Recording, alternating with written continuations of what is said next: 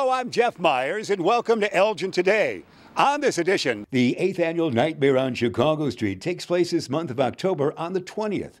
A crowd of about 18,000 is expected as we hear from the City of Elgin's Jason Pulaski about how to order tickets and seeing shorter lines this year. And also, Judy Brownfield will tell us about some of the great street acts we'll see and lots of zombies as well. The 37th annual Elgin Historic House Tour was a great success in September as these beautiful homes on Elgin's far northeast side and on Douglas Avenue were a big part of the event. Also, this 1916 vehicle was brought out by an Elgin man to lend even more nostalgia to the day. Chrysalie Murphy, the executive director of Explore Elgin Area, the visitor center downtown, will tell us about a busy October and November she has planned as Explore Elgin will showcase our city to many visitors. The Mayor David Captain segment includes a conversation with Brian McGuire, supervisor for Hanover Township, as the mayor and Brian talk about a new partnership with the Isaac Walton League and Hanover Township. We'll have these stories and more on this edition of Elgin Today. It happens this month of October every year. Sights and Sounds in downtown Elgin, an event that draws folks from all over to come to our city. Let's hear from two people who make this happen for the City of Elgin. It's our 8th annual Nightmare on Chicago Street, and we're very excited to announce that we are going to have our second ever zombie pageant as part of this year's festivities. Wow. Tell me about the details of that. Well, so we have hopefully 14 women and men that will vie for the crown of Zombie King or Zombie Queen. This is going to be part of our homecoming element for this year's Nightmare on Chicago Street. I'll be your MC. Co-hosting along with the finals, Sven Gulli, who will crown our king and queen. So it's open to the public, $15 to enter. You can find application information on our website at www.nightmareonchicagostreet.com. So you'll be out right at the end of Douglas here on the big stage. Correct, yeah. No, we'll have an opening number and everything, so you guys will be able to see our zombies do their shambling opening number. There'll be a talent competition, on-stage question. It should be a great night. You get along well with Sven Gulli, don't you? I do. Sven is my guy. So we've been on stage a couple of times, and he hosted with me the last time we did this pageant back in 2012. You're like nephew of Sven Gulli. I'll take that title. Hey, it's difficult last year to get into Nightmare. Tickets are different this year. They are. Well, we've contracted with a third-party company this year to handle the gates and the security at the gates. And we've also separated the ticket area where you go in for where you buy tickets at. So if you have a ticket to the event, you can go right to the gate and check in there. If you need to buy tickets, those lines will be separate of the gate, so we'll be able to expedite people into the zone much quicker. This is a great company that I worked with back when I was in St. Charles with Scarecrow Fest, so they're very well renowned in getting people into big events. Wonderful. How could I buy online? You can go to www.nightmareonchicagostreet.com. Tickets are $12 in advance, $15 at the gate. We also have VIP parking options available at the Spring Street parking deck for $25. Well, thanks, Jason Pulaski. Great work. We are with Judy Brownfield. Judy, what's your official title with Nightmare? Well, I am with Nightmare, casting director and street theater coordinator regarding all things theatrical, dance, performance in the streets, that kind of thing. You know so much, and it's always exciting to realize what the theme might differ a little bit and all the excitement that Fred Wims comes up with. Fred Wims is indeed magical. He's our art director, and all of us on the committee are rather inspired by Fred. It's his imagination and his vision, and this year he's come up with crazy. Yes, crazy. We're talking a homecoming street. It is literally called the Homecoming. You're going to enter this huge arch with cannons bursting up and a homecoming parade early in the evening with a very not so elegant king and queen, as well as a marching band. And we're talking football players, and we're talking a pom squad. The energy and vitality is going to be deadly. Oh, this is so exciting. You present that so well, and it's great to have 18,000 plus folks in town, isn't it? It is, especially when they can engage with homecoming floats, a homecoming spirit bonfire that they can really get involved with, going back to their youth and a little toilet paper in the air. Yes, yes, we are going to invite a few select from the DJ stage to burst a little bit of paper into the environment. It'll all dissolve, I promise. Well said. Judy, well done. Saturday, October 20, 6 to 11 is our time. It is, and don't miss the Thunderdome with the Drag Queen Cage Challenge. Do not miss the fire performers. Do not miss the haunt with this elegant moment of extreme visceral fright. It's all amazing. Street theater, street props, people who are just so committed to this. Value the volunteers in your community and the energy that they bring. Amen. Well said. The most exciting night in Elgin every year, Judy. It is. The 37th year of the historic Elgin House Tour, the first week in September on Elgin's Gold Coast and the far northeast side of the city, was a big success. Folks traveled near and far for this event as we talked with a lady who put some miles on the car to get to Elgin. Adrian Salad, and I've been coming to the House Walk for many years, but I just moved to Kentucky 2 years ago, and somehow the House Walk sent me a postcard this year. So you came all the way from Kentucky for the love of the Elgin House Walk? Yes, that's right. Great. And you didn't live in Elgin, is that right? I haven't lived in Elgin. You lived in I just Wheaton? like Elgin. So what first brought you to the house tour years ago?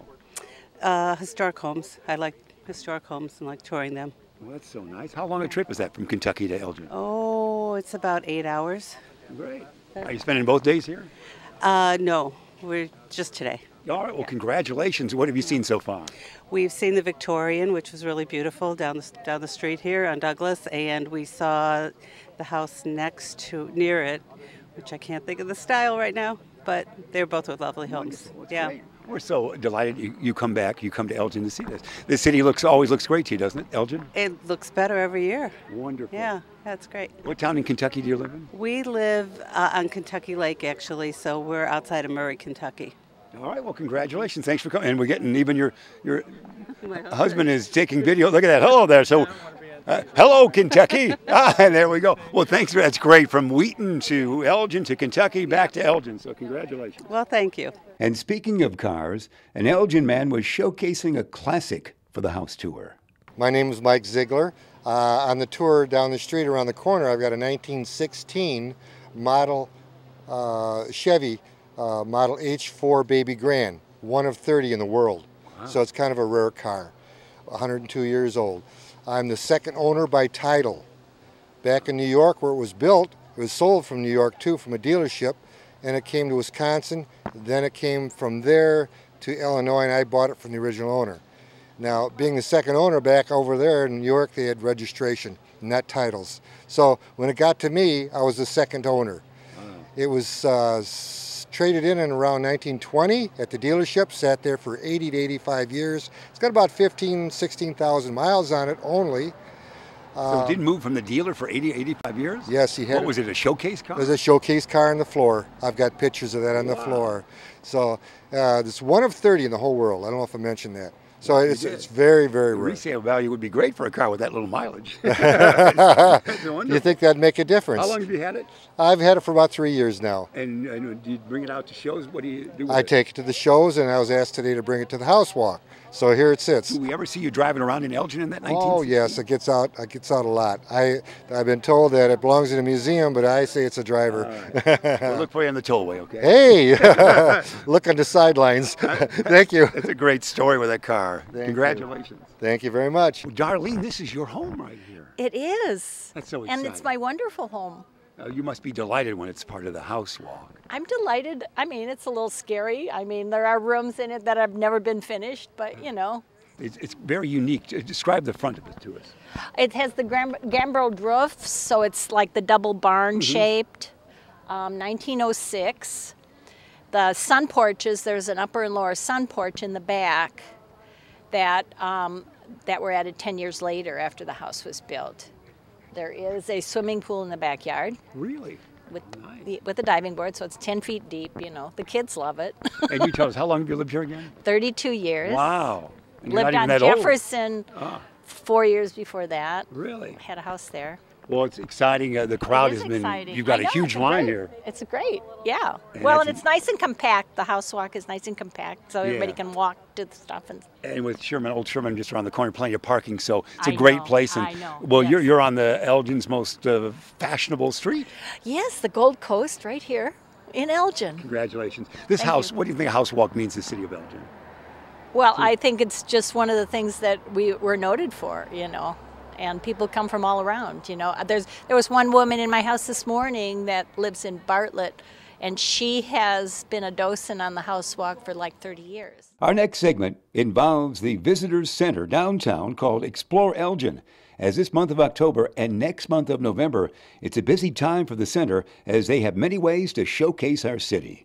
Let's hear more. Hi, I'm Christy Lee Murphy. I'm the Executive Director at Explore Elgin area here in downtown Elgin, and we are so excited for this tour we have coming up in October. Let's hear about the details of this. So this is a special events tour that we're doing, and we're inviting a bunch of professional meeting planners to Elgin, and we're going to give them a guided tour of 10 venues. So we'll start off at Grand Victoria Casino, and then we're going to show them what it's like to plan an event here in Elgin. So in November, we are hosting the Illinois Council of Convention Visitor Bureau's Fall Conference. So that is where all of the tourism industry people from around the state are invited to Elgin for a full-on 2 days of educational experiences. Wow, were you awarded it? How did it come to Elgin? So we had to put in a bid, and we competed with all the other convention visitor bureaus across the state, and we won. Wow, congratulations. What day will that take place? Thank you. That is Monday, November 12th, and Tuesday, November 13th. And your duties on that day, tell me how those days will go. Well, there's only 2 of us in our office, so we're going to be very busy that day, but we're kind of wrangling everything in. We're arranging all the speakers, making sure everyone gets into their hotel rooms great, and we're working with the Holiday Inn on quite a bit of that. And everything will originate where? So everyone will start at the Holiday Inn Elgin, and that's where the meetings will be held. And then we have a couple meetings off-site. Our dinner is at Grand Victoria Casino, and we'll actually be spotlighting Nightmare on Chicago Street. Really? We can't bring all these people to Elgin and not show them what it's like to have a zombie town. Wow, so it's a zombie video they'll be showcased on that day. Well, we're actually trying to borrow some of the set stuff. Really? So we're meeting with their team to see if we can have some of the set stuff set up around Grand Victoria Casino. And then they'll have international foods. We'll have food stations set up. Wonderful. Well, that's so sacred. The Nightmare on Chicago Street sets are so sacred. Great that you got those. We have to be able to share it with everybody. I get zombies, well, even after the fact. Exactly. Zombies never die. They always come back, don't they? Exactly. Well, that's so exciting. Congratulations on that. That's a great ability to do that. How long have you been involved with this?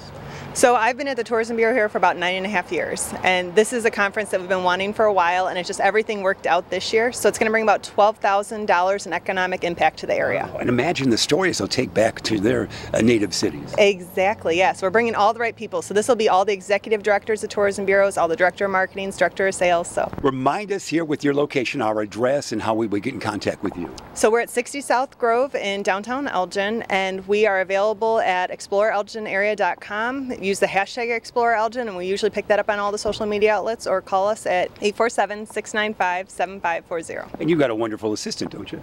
We do, yes. I have a sales manager, Wendy Howard, and she is great. You'll see one of the 2 of us up front all times. Time for our segment with Mayor David Captain. And Mayor, you've outdone yourselves. We're really woodsy and outdoorsy today. We are, Jeff. We're out on a beautiful day in Elgin. We're at the end of J Street, right along Poplar Creek in Elgin, with our guest today is Brian McGuire, supervisor for Hanover Township. And we're at their new location in Elgin. And this used to be the Isaac, who has been for many, many years historically been the Isaac Walton League cabin and headquarters in the city of Elgin. And through a great partnership between Isaac Walton League and the Hanover Township, they saved the building, they saved the organization, they've saved the property and turned it into really a gem on the southeast side of Elgin, and an area that has been kind of stressed for a long time. So providing some services down here and bringing a whole new look to the southeast side of Elgin. And Brian can talk to us about how the deal came about, how the decision to move here came about, and why pick this portion? Why pick this part of Elgin? We're neighbors, but it is great to have you right here in Elgin, Brian. Well, it's great to be in Elgin. 22% of Hanover Township's population sits in the city of Elgin, wow. So it's important that we're here.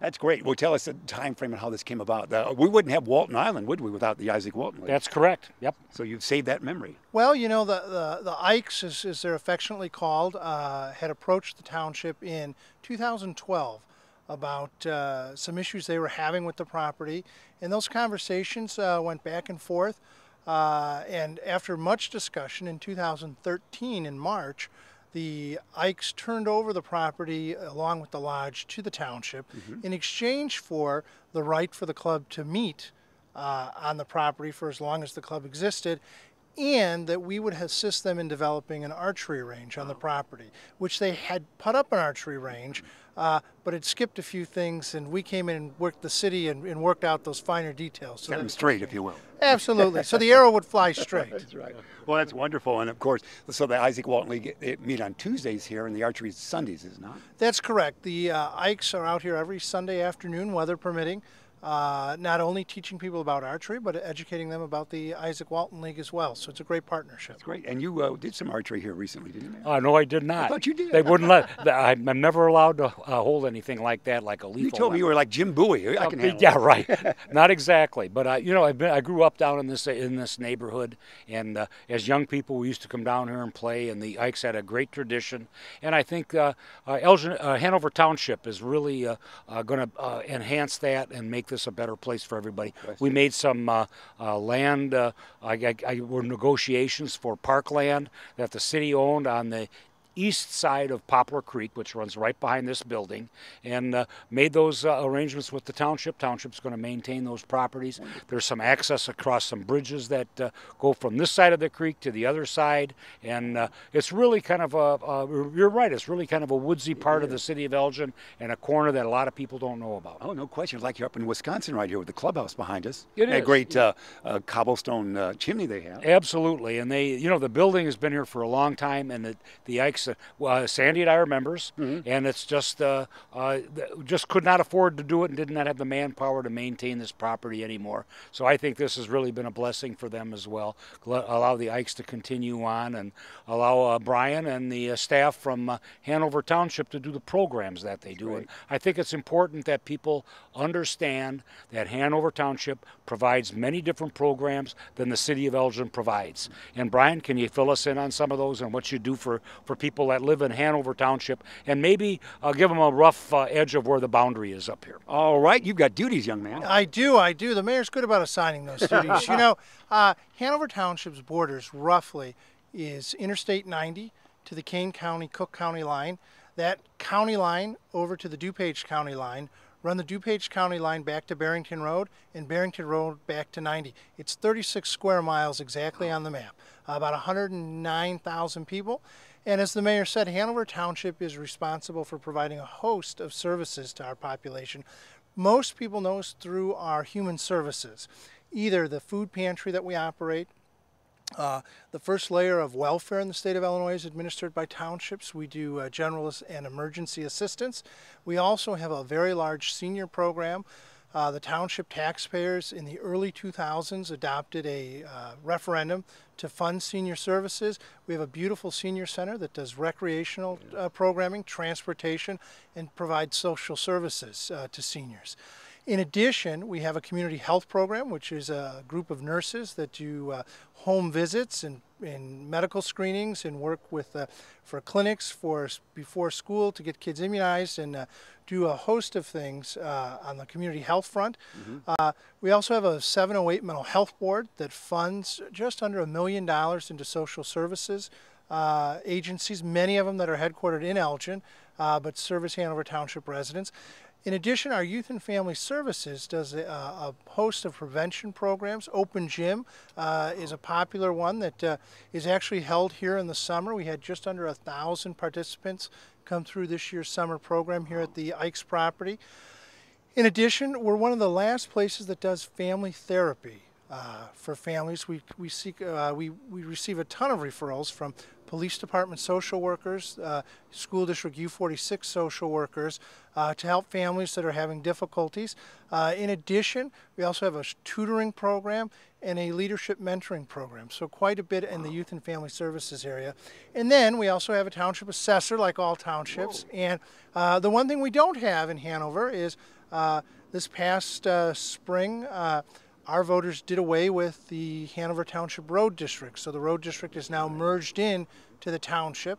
And that almost a lot of folks did that, didn't they? Yeah, that's correct. That about 15 miles of road came into the township, and about 1,500 residents live on those roads. And then the township also has an emergency services and disaster agency attached to it that supports police and fire departments during large calls.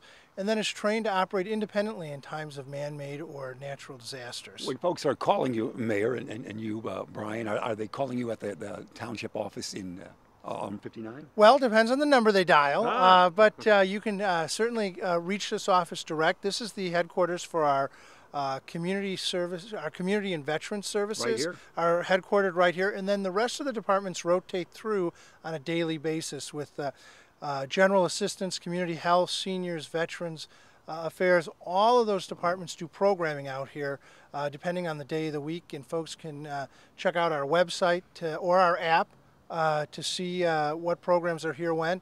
But we really use this as a satellite facility for the township because, as I said, 22% of our population rests in Elgin. Some people may remember we used to have an office just off of Summit Street. Before we acquired this property, we started out with a small satellite office there. And then when we acquired this property, we moved that operation over here. Wow, he's like his own Wikipedia. It's great that you tell the folks this, because not a lot of folks don't know this. Exactly, and I think Brian and I met well over 10 years ago at, I went out and toured their facility out there. I was a council member at that time. And one of the things that struck me, and it created some changes in the way we look at local government, for me anyway, and for the city of Elgin. We had just gone through, and I told you, Poplar Creek runs behind us here. We had a severe flood along Poplar Creek. We had to evacuate literally hundreds of people. And the city of Elgin did it, our fire department did it. I met with Brian and he says, you know, we have an emergency services group and nobody called us. And I said, well, we need to share you bet. We need to share those kind of assets. They would help with traffic control and relieve maybe some of our firefighters or police officers to go in and help get our residents out. But that's what the cooperation of communities do. And many of the things Brian outlined are not available from the city of Elgin. They may be available from us as an organization. They may be available from not-for-profits or human services, some food pantries as such. But two different sources of government can cooperate and can exist side by side and still make it a value for the residents in our both of the districts that we serve. Good work, Mayor. And we've got a story that will tie in, Brian, with even more with Elgin. On September 14th, of Friday night, somebody was named the alumnus of St. Edward High School. Class of 88 you are, but you're this year's alumni winner, aren't you not? That's correct. That's correct. They selected me as Alumni of the Year for, I believe it's 2019, announced in 2018. Wow, congratulations. Well, thank you. It's a big honor. I hope I live up to it. Did you get all A's at St. Edward in the 80s? No. Actually, I passed with a wing and a prayer. Well, 30 years later, we forget that. You're our man. That's right. That's right. I hope they forget a lot about me 30 years ago. We're down to a minute, Mayor. You know, Jeff, this has been great, and I think it's a great exposure for our residents and for the people of Hanover Township to understand that there's cooperation between two governmental agencies, and we try to provide the best services that we can for people. But people need to tell us they need help before we can provide that help. And that's usually the hard part for us. And you know, please tell us if you're in need of assistance, and we will try to.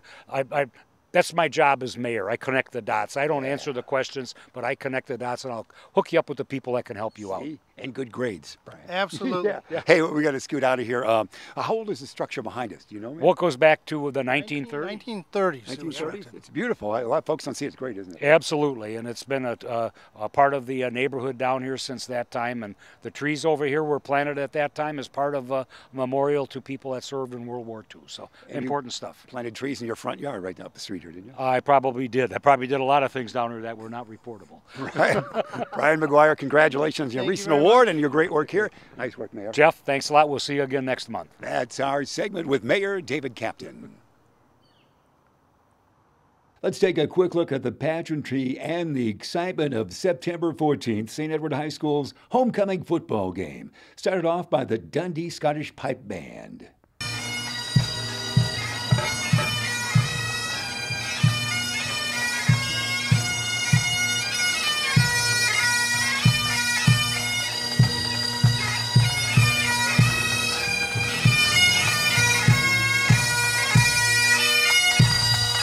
I'm Barb Vallant, Superintendent Principal at St. Edward Central Catholic High School. It's been a phenomenal week here at St. Edward's. Tradition, faith, family, It's been a blast. The kids have loved every day, and tonight's been even more exciting than the rest of the week. And the Green Wave football-wise held on to an exciting 25-22 homecoming win. And what's homecoming without some well-known alums coming back, as this marked the 50th anniversary for the class of 1968, and we saw a familiar face. Frankie Lonker, class of 1968, St. Edward's High School.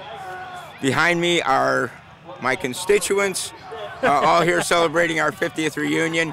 My co-chair, Joe Grunig, and some members of the football team, Ted Reel, Leo Herod, and Joe and I all played football. I didn't play football. I played basketball. John wasn't on the team. He played basketball. I did that well. Good We're here and helping them celebrate their homecoming.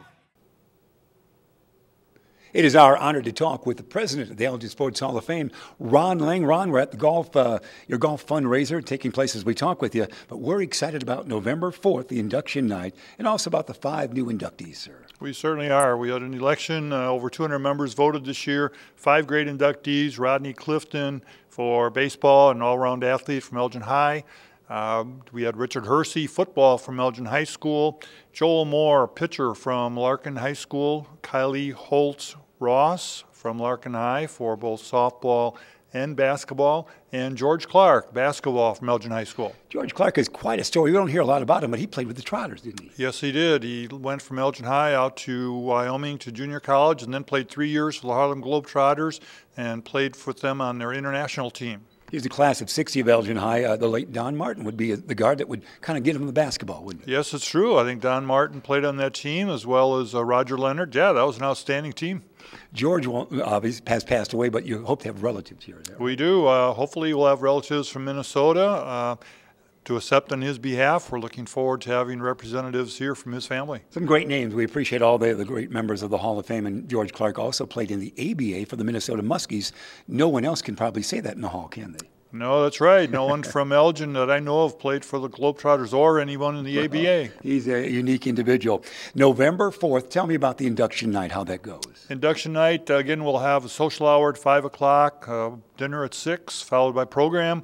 We've got 30 scholarship recipients being presented scholarships this year from our local high schools, and anyone from Elgin is eligible to win one of these scholarships from us who goes to high school. We've got our 5 inductees. We've got numerous individuals and teams being presented Outstanding Achievement Awards. We've got the late Dick Fitchie being presented with the Vic Massey Service Award, and 2 outstanding teams from Elgin's past being recognized, the 1957 Elgin High School basketball team and the 1988 second place state IHSA St. Edward girls. Wonderful, and they get recognized and be there. They will be. And, of course, the wall in the Hall of Fame is right there at the center of Elgin. That's wonderful. Yes, it is. Great display on every different part of our Elgin Sports Hall of Fame. It recognizes teams, individuals, all the inductees are there, pictures of all the scholarship recipients, fabulous display. We certainly encourage and welcome everyone to come down and visit. And before we're out of time, we have about 30 seconds. You also put pictures of everybody in the hall. You're putting them up now as we speak, aren't you? We are around the rafters. We are. We're in the process of putting up individual pictures of every inductee. Welcome people to come down and enjoy those as well. It raises a lot of questions about what all these people did. Brings a new awareness to people in Elgin about all these different individuals and the great sports history. Before we leave you, we lost 3 other major figures as well in the last year, haven't we? From the hall. You talking about the board members? Yes. Yes, we've lost people like Dick Fitchie, Dennis DeBoer, David Covey, who we're really missing certainly even today at the golf outing, and certainly last year Gene Bowen as well. We remember those folks here today at the right here at the golf event. So great work as always. You're a workhorse. You're a Larkin High class of 68, so we appreciate that. Thank you very much, Jeff, for all you do in supporting the Elgin Sports Hall of Fame and getting the word out. Thank you, sir. That's Ron Lang. You can learn more about the information you saw here in Elgin today or about city services, programs, and events by going to the Elgin website at www.cityofelgin.org. And now the City of Elgin has a 311 contact center. Elgin 311. Call, click, connect by calling 311, the city's information and request resource. Elgin Today is produced for the City of Elgin by BTE Video. Our staff includes Jeremy Hayes, Bruce Shipyor, and yours truly, Jeff Myers. Thanks for watching Elgin Today.